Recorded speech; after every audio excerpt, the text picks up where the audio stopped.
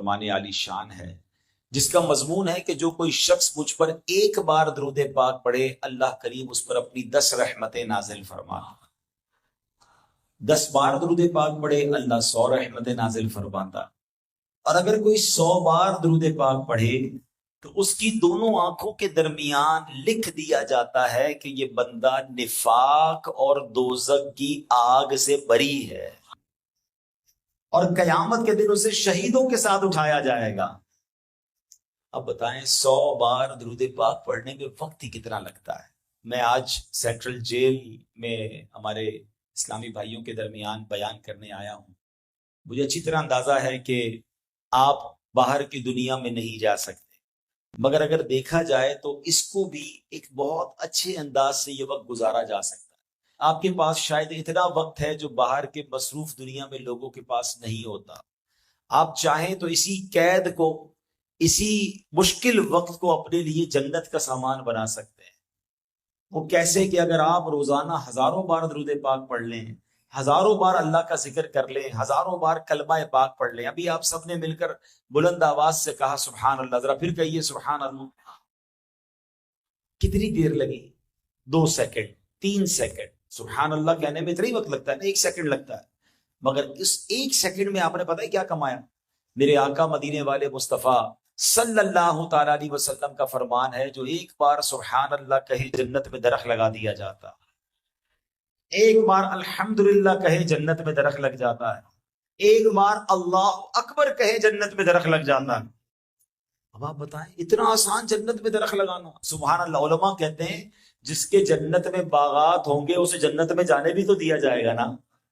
اگر آپ یہاں رہ کر اللہ کا ذکر کر کے، درود پاک پڑھ کے، اللہ کی بارگاہ میں خوب دعائیں کر کے، توبہ کر کے، اگر قضائے عمری باقی ہے تو وقت ہے، نماز کی پابندی کے ساتھ ساتھ پچھلی نمازوں کی بھی قضا کر کے، یعنی کمال یہ ہو جائے کہ جب آپ قید سے باہر نکلیں انشاءاللہ تو نامہ اعمال میں کروڑوں نیکیاں جمع ہو سکتی ہیں. تو قرآن سیکھ لیں، آپ علم دین سیکھیں. الحمدللہ. اس سے اچھی کیا بات ہوگی کہ بعض اوقات بعض بزرگوں نے جن کی تاریخ پڑھیں تو کسی وجہ سے انہیں مظلوم ہونے کے باوجود جیلوں میں ڈال دیا گیا، تو انہوں نے وہ جو جیل کا وقت تھا وہ ضائع نہیں ہونے دیا. انہوں نے کتابیں لکھ دی، اس کے اندر جیل کے اندر رہ کر کتابیں لکھی، جیل کے اندر رہ کر زیادہ علم دین سیکھ لیا، اور جب وہ باہر آئے تو ان کی زندگی اور بہتر ہو گئی. مگر بدقسمتی سے ہمارے یہاں سننے کو کیا ملتا ہے کہ ہماری جیلوں میں کوئی چھوٹا گناہگار، چھوٹا مجرم آتا ہے تو یہاں آ کر ایسے لوگوں سے رابطہ ہو جاتا ہے کہ اب بڑے بڑے گناہ کے پلان بنا رہا ہے، بڑے بڑے جرموں کے پلان بناتا ہے. ایسا نہ کیجئے. میں آج آپ کو ایک دربار رسالت کے قیدی کا واقعہ سنانے آیا کہ نبی پاک علیہ الصلوۃ والسلام نے بھی ایک شخص کو قید کیا، سزا دی، مگر سبحان اللہ وہ سزا تھی یا عطا تھی ابھی وہ آپ آگے سنیں گے. تو انشاءاللہ پہلے یہ واقعہ سنتے ہیں، پھر میں نے آپ سے مزید کچھ باتیں کرنی ہے. ذکر مصطفیٰ بھی ہوگا صلی اللہ تعالیٰ علیہ وسلم، اور ان کی سیرت سے انشاءاللہ ہم کچھ سنیں گے بھی. ایک شخص تھے یمامہ میں رہنے والے، بعد میں صحابی رسول بن گئے، مگر اس سے پہلے وہ اسلام کے سخت ترین دشمن تھے. ایک بار نبی پاک علیہ السلام کو معاذ اللہ شہید کرنے کے ارادے سے وہ آئے، انہوں نے کوشش بھی کی، مگر پھر کیا ہوا؟ جب جلوہ مصطفیٰ دیکھا، پیارے آقا کی ادائیں دیکھی تو کلمہ پڑھ کر مسلمان ہو گئے. ان کا نام کیا تھا؟ ان کا نام تھا ثمامہ بن اسال رضی اللہ تعالیٰ عنہ. اچھا اب ہوا یہ تھا، یہ کیسے مسلمان ہوئے؟ جب نبی پاک کی بارگاہ میں گرفتار کر کے لائے گئے نا، ظاہر ہے کہ نبی پاک پر اگر اٹیک کرنے کی نیت سے کوئی آیا ہے، پیارے آقا کو معاذ اللہ شہید کرنے کی نیت سے آیا ہے تو انہیں پکڑ لیا گیا. اب قیدی بنا کر نبی پاک کی بارگاہ میں لایا گیا. اب پیارے آقا علیہ الصلوۃ والسلام نے ان کو کون سی بیرک میں رکھا؟ آپ کے یہاں بھی ہوگا نا کہ فلاں بیرک اس طرح کے مجرموں کے لیے ہے، تو فلاں بیرک جو ہے وہ اس طرح کے مجرموں کے لیے، فلاں ان قیدیوں کے لیے ہے. اب نبی پاک نے ان کے لیے کون سی بیرک پسند فرمائی؟ پیارے آقا علیہ الصلوۃ والسلام نے فرمایا اسے مسجد نبوی کے ستون سے باندھ. اب یہ بڑی انوکھی سزا تھی بھائی، کسی قید خانے میں ڈالنا، کسی کمرے میں بند کرنا اور بات ہے، مسجد نبوی کے ستون سے باندھنے کا مطلب کیا ہے کہ مسجد نبوی میں تو 5 ٹائم نبی پاک تشریف لائیں گے نماز پڑھانے کے لیے، صحابہ بھی آئیں گے، پیارے آقا وہاں بیان بھی فرمائیں گے، نبی پاک تربیت بھی فرمائیں گے، یہ قیدی بھی رہے گا اور سب دیکھتا بھی رہے گا۔ ارے سبحان اللہ، اس سے بڑی سعادت کون سی ہے؟ بہرحال ان کو باندھ دیا گیا۔ ایک دن گزرا، نبی پاک حضرت ثمامہ کے پاس آتے ہیں اور فرماتے ثمامہ کیا حال ہے، تمہارا اپنے بارے میں کیا گمان ہے؟ ثمامہ اس وقت کسی اور کیفیت میں تھے، کہتے دیکھیں اگر آپ مجھے مار دیں، مجھے قتل کر دیں تو آپ ٹھیک کریں گے کیونکہ میں نے آپ پر اٹیک کرنے کی کوشش کی تھی، اچھا معاف کر دیں تو تھوڑی بڑی مہربانی، آپ کا بہت شکریہ، اور اگر آپ کو کچھ مال چاہیے تو بتائیے، میں جتنا مال چاہیے مال دے دیتا ہوں تاکہ آپ مجھے چھوڑ دیں۔ نبی پاک واپس تشریف لے گئے۔ اگلے دن نبی پاک پھر جاتے ہیں، فرماتے ثمامہ بتاؤ اب کیا حال ہے؟ ایگزیکٹلی یہی جواب دیتے ہیں، کہتے دیکھیں اگر آپ مجھے قتل کرنے کا حکم دے دیں تو ٹھیک ہے، میں نے آپ پر اٹیک کیا تھا، میری بھی نیت تو ایسے ہی تھی، اور اگر آپ معاف کر دیں تو آپ کی بڑی مہربانی، اگر مال چاہیے تو بتائیے میں کتنا مال پیش کر دوں۔ دوسرا دن گزر گیا، تیسرا دن گزر گیا، مگر تینوں دن وہ ستون سے بندھے ہوئے پیارے آقا کی ادائیں دیکھ رہے ہیں، ان کی نمازیں دیکھ رہے ہیں، ان کا اخلاق دیکھ رہے ہیں، ان کی صحابہ کے درمیان تربیت دیکھ رہے ہیں۔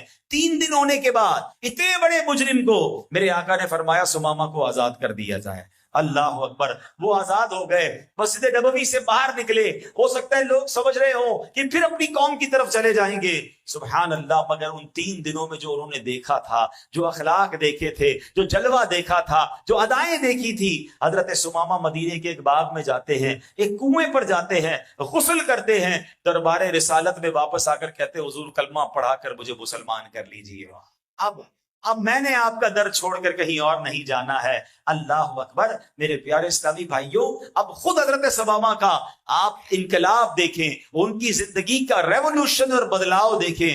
وہ جب نبی پاک کے صحابی بن گئے نا، پھر پتہ کیا کہتے ہیں؟ کہتے ہیں یا محمد واللہ ما کان علی الارض وجہ ابغض الی من وجهک فقد اصبح وجهک احب الوجوہ الی۔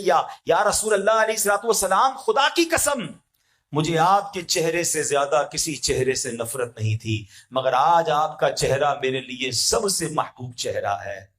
کہتے ہیں واللہ ما کان من دین ابغض الی من دینک فاصبح دینک احب الدین الی۔ کہتے خدا کی قسم، جب مجھے آپ کے دین سے زیادہ کسی دین سے نفرت نہیں تھی، مگر یا رسول اللہ اب آپ کا دین میرے لیے سب سے محب اور سب سے پسندیدہ دین ہو گیا ہے۔ اب وہ کہتے ہیں واللہ ما کان من بلد ابغض الی من بلدک فاصبح بلدک احب البلاد الی۔ کہتے ہیں خدا کی قسم، آپ کے شہر سے زیادہ کسی شہر سے نفرت نہیں تھی، اب یہی شہر میرے لیے یعنی مدینہ منورہ سب شہروں سے زیادہ محبوب ہو گیا۔ ان کے جلووں میں ہیں وہ دلچسپیاں، ان کے جلووں میں ہیں وہ دلچسپیاں، جو وہاں پہنچا وہیں کا ہو گیا۔ تو اے میرے پیارے اسلامی بھائیوں، ہم اس بات سے جو مجھے اور آپ کو سبق سیکھنا ہے کہ 3 دن کے بعد اس بندے نے اسلام قبول کر لیا، 3 دن کے بعد بری عادتوں سے توبہ کر لی، قید سے رہا تو ہوئے، مگر اب دوبارہ مجرم نہ رہے، دوبارہ گناہگار نہ رہے، بلکہ صحابی رسول کے مرتبے پر فائز ہو گئے۔ میں اپنے بھائیوں سے بات کرنے آیا ہوں، میں آپ کو ایک اور بات بڑی عجیب سی بتاؤں، میں آپ کا پڑوسی ہوں، میں آپ کے بہت قریب رہتا ہوں، میں اس جیل کو تقریباً روزانہ اوپر سے دیکھتا ہوں، اور واللہ میں بڑا سوچتا رہتا ہوں کہ کیسے لوگ زندگی گزارتے ہوں گے۔ اللہ کسی کو بھی یہ قید و بند کی صعوبت نہ دے، اللہ سب کو آزاد زندگی عطا فرمائے۔ اچھی طرح احساس ہے کہ آپ کو کس طرح اپنے گھر والے، اپنے بال بچے، اپنے والدین، اپنے دوست یاد آتے ہوں گے، اور اگر کوئی غلطی ہوئی ہے تو اس غلطی کو بھی یاد آتا ہوگا کہ کاش وہ میں غلطی نہ کرتا تو مجھے یہ قید نہ ملتی۔ واللہ میرا دل جانتا ہے مجھے اس بات کی کتنی تکلیف ہے کہ میں دعا کرتا ہوں میرے مولا اللہ کریم آپ سب کو جلد رہائی نصیب فرمائے، بالخصوص جو بے گناہ ہیں اللہ ان کو اور جلدی رہائی عطا فرمائے۔ بالکل انسان کو جی چاہتا ہے اپنے بچوں کے ساتھ، اپنی فیملی کے ساتھ، اپنے ماں باپ کے ساتھ، اپنے دوستوں کے ساتھ زندگی گزارے۔ یہ قید کی زندگی بڑی عجیب زندگی ہے۔ ایک بار حضرت جنید بغدادی رحمت اللہ تعالی علیہ کے پاس ایک پنجرے میں پرندہ تھا، وہ پرندے کو حضرت جنید بغدادی نے آزاد کر دیا۔ لوگوں نے کہا آپ نے پرندہ کیوں آزاد کیا؟ وہ پرندہ تو آپ کو بڑا پسند تھا۔ کہتا ہے ایک دن پرندہ مجھے کہتا ہے اے جنید تم تو اپنے دوستوں کے ساتھ آزادی کی زندگی گزارتے ہو اور میں پنجرے میں قید ہوں. جنید بغدادی کہتے ہیں مجھے بڑا افسوس ہوا، میں نے اس کو آزاد کر دیا، مگر اس پرندے نے مجھے ایک بات بتائی. حضرت جنید بغدادی جیسے اللہ کے ولی کہتے ہیں، اس نے مجھے کہا ہے جنید اب میں ایک بات بتا کے جاتا ہوں، جب تک کوئی پرندہ اللہ کے ذکر سے غافل نہیں ہوتا تب تک وہ پنجرے میں قید نہیں ہوتا.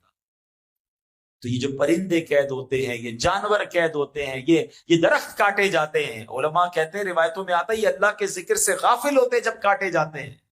ہم تو اشرف المخلوقات ہیں نا.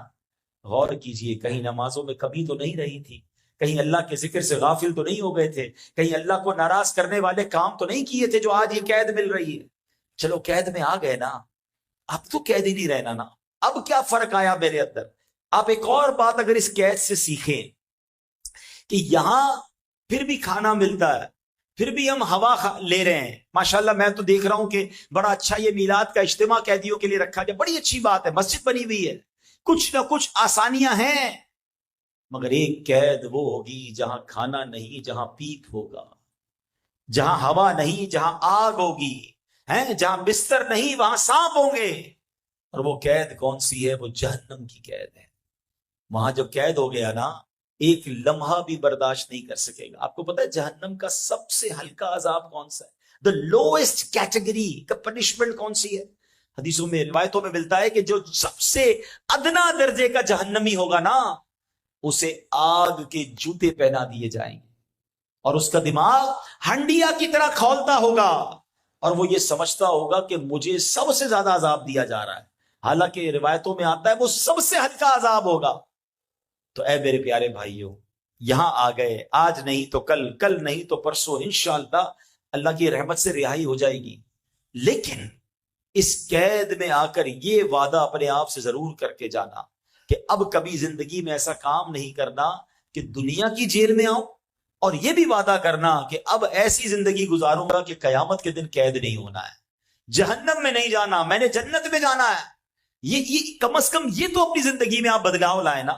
یعنی جیل میں بھی قید ہے اور اللہ نہ کرے ایسی زندگی گزار رہے ہیں کہ جہنم میں بھی قید ہوں گے. ادھر بھی سختی اور مرنے کے بعد بھی سختی. اس سے بڑا بدنصیب کون ہے؟ یعنی کم از کم یہاں رہ کر تو بندہ ایسی زندگی گزارے کہ بس یار اب نمازی بنوں گا. ہم یہاں رہ کر بھی نمازیں قضا کریں. مجھے بتائیں یہاں اور کام کیا ہے ہمارے پاس؟ اگر اتنی لائف فارغ ہونے کے باوجود 5 وقت نماز میں نہیں پڑھ رہا، حالانکہ وہ سب سے اہم فرض ہے. آپ کو پتا ہے نماز دین کا ستون ہے. اس مسجد میں ستون نظر آ رہے ہیں آپ کو، یہ پلر نکال دیے جائیں تو کیا ہوگا؟ چھت گر جائے گی نا. ہماری دین کا ستون کیا ہے؟ وہ نماز ہے. نماز پیارے آقا علیہ السلام کی آنکھوں کی ٹھنڈک ہے. نماز مومن کی معراج ہے. نمازی کو نبی پاک علیہ السلام کا دیدار ہوگا قبر میں، اور سنو انشاءاللہ قیامت کے دن اللہ کا بھی دیدار کرایا جائے گا. اتنے انعام نمازی کی. آپ نمازی بنے، آپ دیکھیں آپ کے کام آسان ہو جائیں گے. آپ کی انشاءاللہ کورٹ کی تاریخیں، کیس کے مسائل اللہ کی رحمت سے آ سکتے، کیونکہ آپ اللہ کی بارگاہ میں دن میں